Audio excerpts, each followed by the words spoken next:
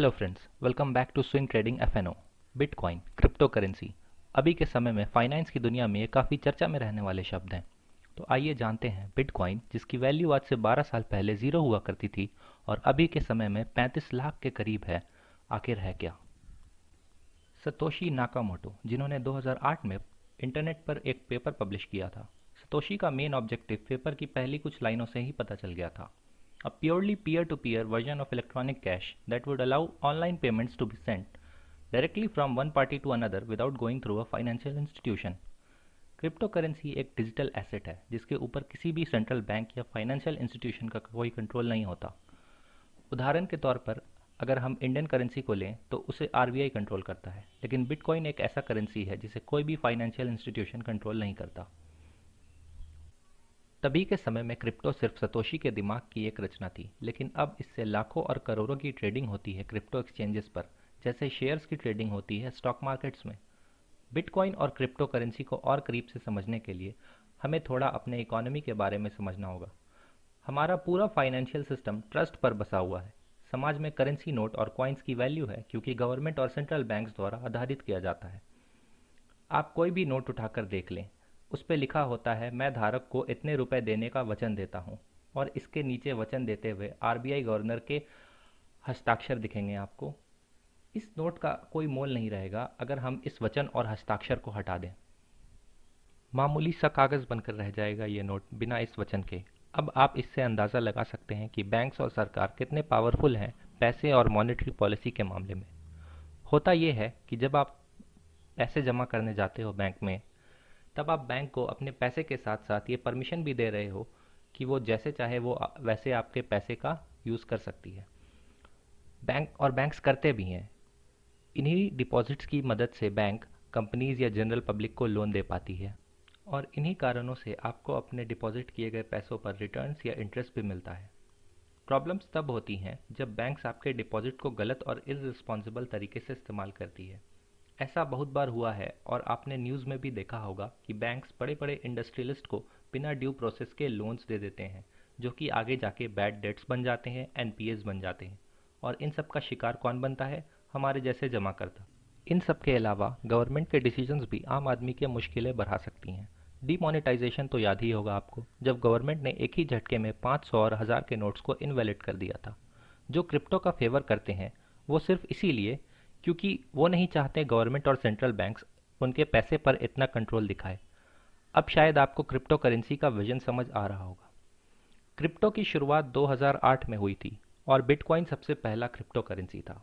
इसके बाद कई और करेंसीज भी आईं, जैसे इथीरियम, रिपल और डोज कॉइन। अभी के समय में इंटरनेट पर 4000 से ज़्यादा क्रिप्टो करेंसीज अवेलेबल हैं। अब सवाल ये है कि डिजिटल करेंसीज काम कैसे करती हैं, इनका वर्किंग मैकेनिज्म क्या है। इसको पूरी तरह समझने के लिए आपके पास क्रिप्टोग्राफी और एडवांस मैथमेटिक्स जैसे सब्जेक्ट्स की नॉलेज होना ज़रूरी है, जो कि जनरली हर किसी के पास नहीं होती।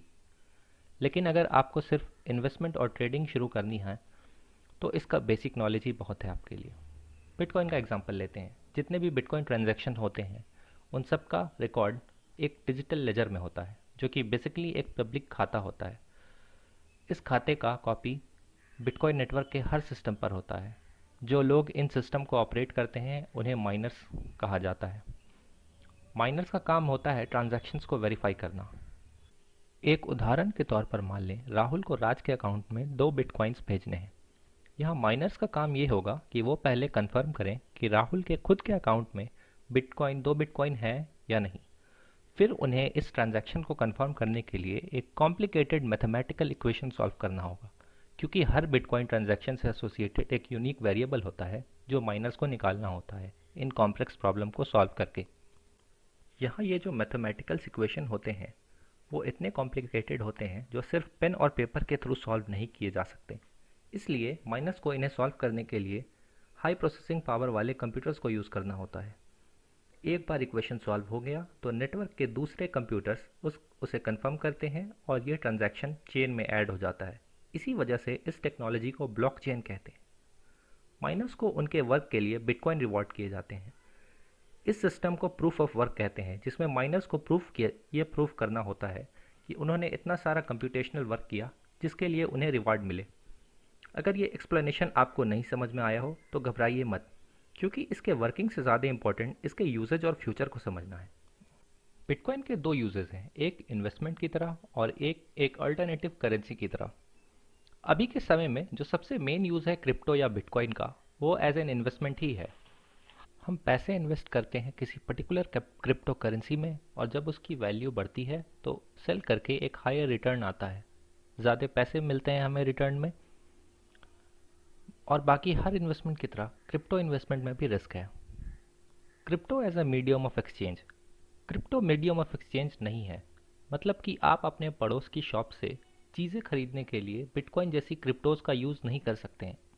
हालांकि अब थोड़े बदलाव नज़र आ रहे हैं, जैसे कि कुछ वेस्टर्न कंट्रीज़ में कई ऐसे होटल और रेस्टोरेंट्स हैं जिन्होंने bitcoin as a form of alternate currency use करना शुरू कर दिया है। एक कंट्री है सेंट्रल अमेरिका में, एल सैल्वाडोर, जो वर्ल्ड का सबसे पहला कंट्री बन गया बिटकॉइन को as a legal currency officially classify करने में। Crypto in India. अप्रैल 2018 में आरबीआई ने क्रिप्टो इंडस्ट्री को बैंकिंग सिस्टम से फ्रीज आउट कर दिया था। आरबीआई ने नोटिस जारी किया बैंक्स के लिए कि वो क्रिप्टो रिलेटेड ट्रांजैक्शंस या प्लेटफॉर्म से डील नहीं करेंगे। इसका ये इफेक्ट था कि पब्लिक क्रिप्टो प्लेटफॉर्म्स पर इंडियन रुपीज़ में डील नहीं कर सकती थी। लेकिन ऐसा क्यों किया आरबीआई ने? तो कुछ वैलिड रीजंस ये थे आरबीआई के क्रिप्टो को बैन करने में कि इसके बहुत सारे नेगेटिव पॉइंट्स भी हैं, जैसे क्रिप्टो की हेल्प से लोगों का मनी लॉन्ड्रिंग ईजिली कर पाना। डार्क वेब पे लोगों ने इलीगल ड्रग्स और आर्म्स के लिए बिटकॉइन में पेमेंट लेना शुरू कर दिया। हैकिंग से रिलेटेड बहुत सारे इश्यूज आ रहे थे। लॉ इन्फोर्समेंट एजेंसीज को मुश्किल हो गया था इन सबको ट्रैक करना। इस बैन के वजह से जितने भी क्रिप्टो एक्सचेंज स्टार्टअप्स थे इंडिया में, उनका इंडस्ट्री में सर्वाइव कर पाना काफ़ी मुश्किल हो गया था। फिर कुछ क्रिप्टो एक्सचेंज फाउंडर्स ने इस बैंकिंग बैन को कोर्ट में जाके चैलेंज किया, और उन्हें मौका मिला गवर्नमेंट और आरबीआई को ये समझाने के लिए कि क्रिप्टो करेंसी लाइक बिटकॉइन कैसे वर्क करता है, ब्लॉकचेन क्या होता है।